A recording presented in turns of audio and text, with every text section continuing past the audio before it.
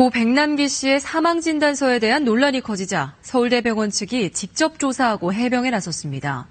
서울대병원은 사망진단서가 지침과는 다르게 작성됐지만 진단서 자체에는 문제가 없고 의료진에 대한 외압도 없었다고 밝혔습니다. 김유대 기자가 보도합니다. 고 백남기 씨의 사망진단서를 심층 분석한 서울대 의대 특별조사위원회는 사망진단서 내용에는 큰 문제가 없다고 결론 내렸습니다. 다만 의사협회의 사망진단서 작성 지침과는 다르게 작성됐다고 지적했습니다.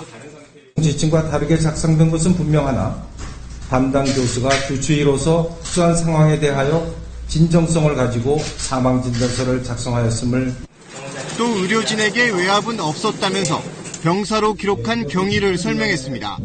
급성신부전, 즉 머리 손상 자체가 아닌 여러 가지 이유에 의한 합병증으로 사망하였다고 보아 병사로 판단하여 고 백남기 씨의 주치의는 유족들이 고인의 평소 뜻에 따라 적극적인 치료를 원하지 않았다고 밝혔습니다. 가족분들이 적극적인 치료를 원하지 않아 체외 투석 등의 치료를 시행하지 못하였습니다. 이러한 이유로 사망의 종류를 병사로 표기하였습니다. 서울대병원의 조사 결과에 대해 백 씨의 유족과 대책위원회 측은 납득하기 어렵다고 반박했습니다. 안 해도 될 수술을 하게 하고 의도는 그러면 병사라는 진단서를 쓰기 위해서였던가. 백남기 씨의 사망 진단서와 관련해 의대생 800여 명 등은 진단서에 오류가 있다고 주장했습니다. KBS 뉴스 김유대입니다. 저 보도를 보니까 세상에도 다시 화가 나는데 얼마 전 저번 달 한 달 정도 정도에 서울대병원에서 사인을 정정했습니다. 부검 정보였습니다.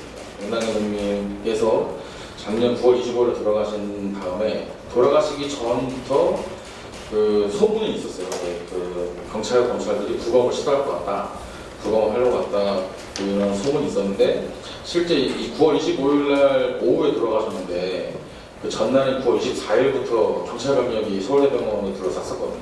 그래서 이게 부검을 하려고 하는구나 그랬는데 그 상황을 더 촉발시켰던 게 바로 바로 영상에서 보셨던 부검 그 사망진단서의 사망 원인이었습니다. 병사라고 기재된 그 사망진단서를 근거로 경찰과 검찰이 부검을 해야겠다. 물대포가 아닌 다른 외인에 의해서 고인이 사망을 했고 그 사망 원인을 밝혀내기 위해서 부검을 해야겠다. 그래서 9월 25일부터 그 부검영장이 만료된 게 10월 26일이었어요. 한 달 동안은 그 서울대병원 장례식장을 시민들이 지키고 경찰들이 이제 하루가 멀다 하고 그 진입을 시도하려고 했고 이런 극한 대치의 상황을 만들었던 원인이 바로 저 사망 진단서였습니다. 근데 그 보시면 알겠지만 이제 영상에서도 그 저기 사실 그 저 기자회견 자리에 그 아까 나왔던 윤리위원회 이윤성 위원장이 개인적 견해를 밝히는 그 장면이 있어요. 그거 빼먹었거든요. 그러니까 그 윤리위원회 내부에서도 경론이 있었고 논쟁이 있었고 이거는 외인사가 맞다, 병사가 아니다 이런 의견들도 있었는데 그건 쏙 빼먹고 저 백산환 교수의 주치의라고 하는 백산환 교수의 그 백산환 교수의 그 주장만 보도가 되고 그리고 가족을 비롯한 대책위에서도 저희가 이제 그 아까 장례식장에서 기자회견 장면이 나왔는데 그 여기서 영상도 공개까지 했어요. MRI라든가 의료기록까지 저희가 다 동원을 해서 의견을 냈는데도 불구하고 그 입장은 싹 빼놓고 서울대 병원의 일관적인 주장만 실었던 것. 이런 외국 보도를 사례들이 많았습니다. 근데 뭐 MBC나 KBS 비롯한 공영방송들이 그 백남기 국민 사건 관련해서 보였던 그 입장은 그러니까 저희가 되게 이제 비판적인 입장 보이는 것은 뭐냐면 외국 보도인데 무관심이었습니다. 무관심. 취재를 그 일선에서 그 취재를 하는 기자들은 되게 많았어요. 그리고 이제 크게 보면은 2015년 11월 14일 민주총국에 대해서 물대포를 맞고 쓰러지신 후부터 한 달 반 정도에서 2015년 말까지 그리고 크게 보면은 이제 그 시기가 한 시기가 있고 언론의 집중을 많이 받았던 시기가 그 한 달 반 정도의 시기, 그 다음에 돌아가신 후에 장례 쉴 때까지 한 40일간의 시기, 이 두 시기에 언론 보도와 취재가 집중이 많이 됐었는데 그때 행태를 보면요, 처음에는 저희도 이제 MBC 같은 경우 이제 얼마 전에 촛불 때 MBC 현장 취재 기자들이 MBC 로고를 가리고 이제 취재했던 되게 창피한 일이 있었어요. 아마 가사없는 일이 있었는데 그런 일들이 그 전부터 있었어요. 그러니까 2015 총궐기 직후에 쓰러진 후에도 MBC나 KBS에 카메라가 나타나면 되게 신기했거든요. 저 방송국들이 웬일로 이런 일에 관심을 두나 정도였는데 그만큼이나 무관심한 노후 태도가 더 저희가 화가 났던 건데 예를 들면은 장례식장에서 MBC 같은 경우는 중계 차량을 대놨었어요.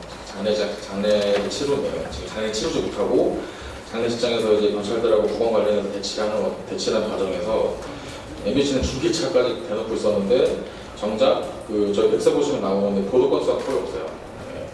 보도가 된 사례가 거의 없고 하루가 멀다 하고 MBC 쪽에서 기자분들이 이제 인터뷰를 하자, 뭘 하자, 취재를 하고 싶다 해서 주선을 하면은 정작 보도가 되지 않고 이제 데스크의 문제가 생각이 되는데 어쨌든 이제 현장에서 그래서 이제 현장에 취재를 하고 계시는 기자분들이 느끼는 자괴감이라든가 이런 것들을 몇 번은 들어본 적도 있고요, 기자님들한테. 그래서 기자님들이 저한테 전화를 해서 MBC라고 소개를 하면서 저희 취재 거부를 하시거나 그런 거 있냐 눈치를 보면서 말씀하신 적도 있었는데 이게 단순히 취재 관행을 넘어서 데스크에서 이게 현장 취재 기자들의 의지와 상관없이 이게 가로막혀지는구나, 기자들의 취재 내용들이.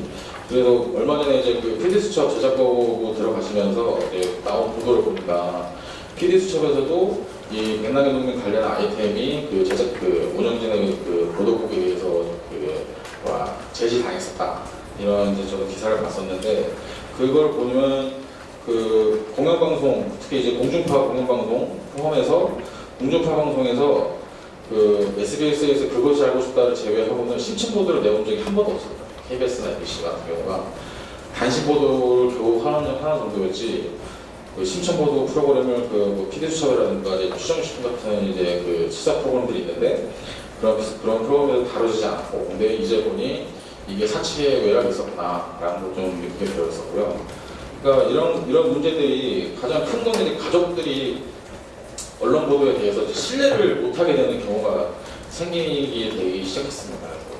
처음에는 이제 백남기 농민이 쓰러지신 상황에서는 워낙 경황도 없고 정신적으로 혼란스럽기도 하고 심신이 되게 피곤한 상태인데 이때도 무리하게 계속 아까 위원장님 말씀하셨지만 무리하게 취재원의 상태를 고려하지 않고 무리하게 취재를 하려고 하는 경우, 그런 것도 많은 사례들이 있었고요. 그래서 근데 문제는 이제 그렇게 좀 마음을 추스려서 인터뷰에 응하거나 취재에 응하면 보도가 나오지 않는 것. 그러니까 이거를 왜 해야 되냐, 나중에는 왜 해야 되냐부터 시작해서 이제 고인께서 돌아가신 이후에는 그래서 직접 가족들을 언론과 접촉시키지 않은 게 저희 방침이었었어요.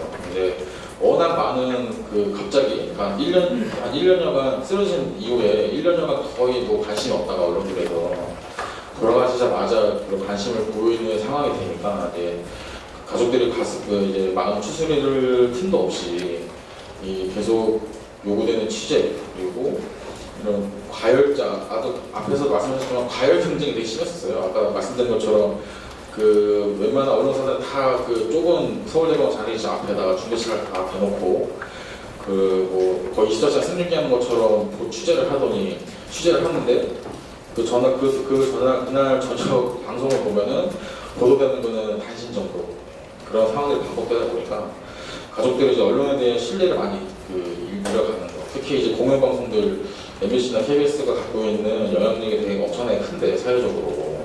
그래서 일부러라도 MBC나 KBS 같은 공영방송이 취재에 응하고 있었는데 이것들이 어쨌든 보도의 결과물로 나오지 않음으로써 가끔 이제 그래서 나중에는 막 기피를 하시더라고. 인터뷰나 이런 게 맨날 같은 내용을 물어보고 같은 패턴으로 취재를 하면서 이제 보도가 나가지 않으니까 이제 당분간 인터뷰하지 않겠다. 그리고 우리가 선별해서 하겠다.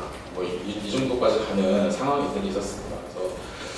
그래서 뭐 외국 보도, 그래서 이제 외국 보도보다 더 저희한테 심각했던 문제는 이제 이런 무관심과 추진과 보도되지 않는 것들, 보도되지 않는 부분이 심각했었고요.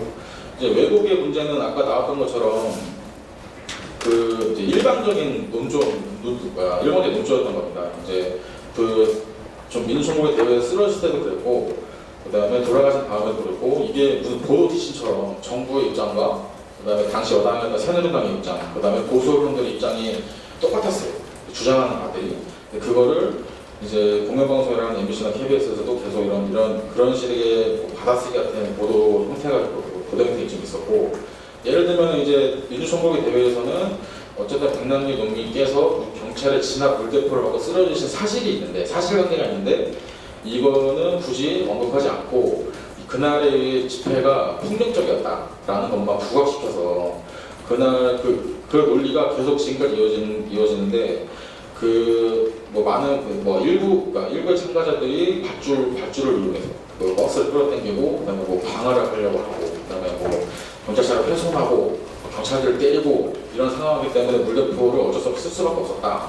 그런 방어 논리를 이제 경찰과 정부들이 정부에서 계속 유포를 했는데 이런 것들을 보수 언론을 비롯해서 우리 언론들이 계속 받아쓰기 했었죠. 그래서 그날 왜 백남기 농민이 서울에 올라갈 수가 없었는지, 그리고 왜 그날 2015년 10월 14일 날 13만 명이나 되는 사람들이 서울에 모여서 집회를 하게 되었는지, 그런 인과에 대한 설명은 없고 배경에 대한 건 없고, 우선 보도 지침처럼 정부가 발표하고 경찰이 발표하면 이거를 보수 언론들을 비롯해서 언론사들이 그대로 받아쓰는 문제, 이게 가장 큰 왜곡이었다라고 보고, 그다음에 방금 앞에 보셨던 영상처럼 이게 병사 논란, 사인 논란과 함께 또 논란이었던 게 빨간 오이라는 게 있었어요. 빨간 오이.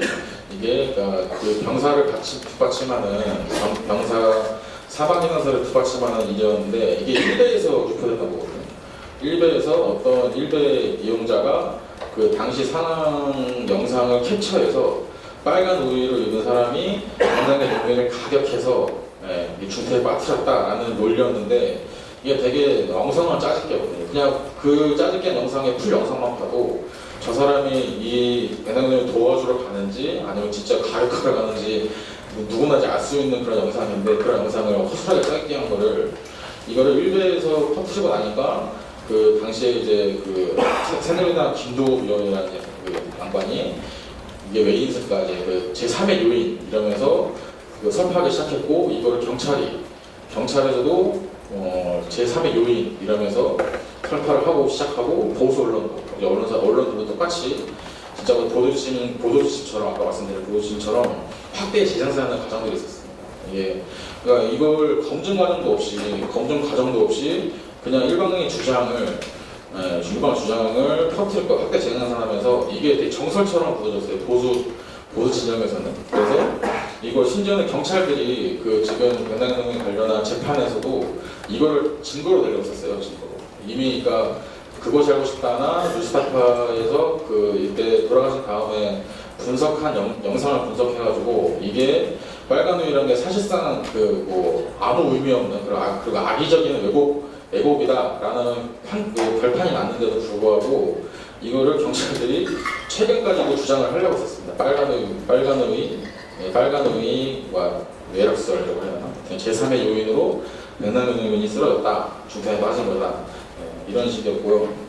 그래서 그런 식의 왜곡들이 이게 그냥 단순하게 관점의 문제라기보다는 관점도 문제가 있지만 관점에도 문제가 있지만 이 사건을 바라보는 관점에도 문제가 있지만 이 사람 현실 인식이 정말 잘못됐구나라고 느꼈습니다. 이 언론사라는 사람들이 어쨌든 보도의 생명은 팩트체크와 크로스체크 같은 사실 확인인데 그 사실 확인을 저열리하는 것, 그리고 아무리 이제 이런 집회 시위 이런 문화가 싫다고 하더라도 아무리 언론이라면은 기계적 중립을 지켜야 되는 게 맞을 건데 일방의 주장만 실어주는 문제, 그리고 이런 것들을 사실 확인 없이 확대 재생산하는 문제들이 저희한테는 가장 큰 문제였다라는 거였고요.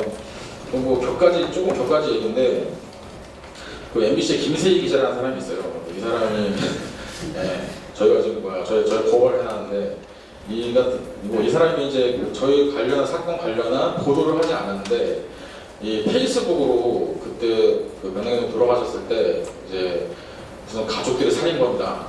가족들 살인범이다. 그 딸 민주화가 그때 그 이제 시댁 행사 일정으로 그 발리에 갔던 거를 아버지가 유독한데 그 발리를 놀러 갔다 이거 무슨 뭐 폐왕처럼 했던 이 페이스북을 올려주겠는데 이게 어쨌든 이 사람이 그 MBC 기자라는 이제 배경이 있는 거잖아요. 그러다 보니까 이 일부 보수언론들에서 김세희 MBC 기자를 그 인용한 보도를 엄청나게 쏟아냈어요. 그래서 그 백민주아 씨가 그 진짜 뭐 아버지가 입종을 앞두고 있는데 진짜 발리에 놀러 간 것처럼 휴양차 놀러 간 것처럼 그게 김세희가 원래는 그것도 1대에서 이제 시작됐는데 이걸 촉발시킨 게 김세희거든요. 근데 이런 사실관계도 확인하지 않고 일방적으로 썼던 일방적으로 이제 페이스북에 올린 글들이 그 기사화돼서 확대되는 사람이 있는데 이 사람은 아직도 뭐 MBC에서부터 징계를 받았다거나 이런 얘기 들어본 적이 없습니다. 그래서 저희가 친절히 고발을 했어요. 형사고발. 형사고발을 하고 검찰조사를 받는다고 하는데 이 사람은 반드시 처벌시킬 거고 형사 그 결과가 나오면 이제 민사까지 진행할 건데 이런 것들 그래서 이 MBC가 진짜 이런 기자의 기본 자질도 안 된 사람들을 비호하는 것처럼 보이는 것들 이런 것들이 MBC 운영진까지 갖고 있는 문제가 아닌가 싶었습니다.